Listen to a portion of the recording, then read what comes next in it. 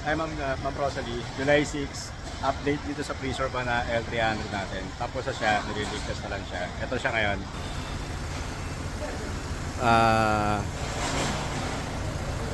So, tinetest na siya, ma'am.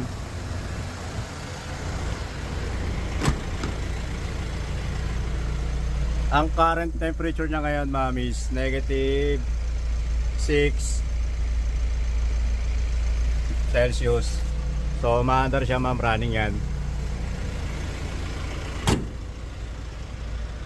So, this week, ma'am, pwedeng na siya i-release sa inyo, i-turn over. Sabihin nyo lang po ako kung kailan nyo po kukunin. Tapos, check ko yung loob o ano itsura.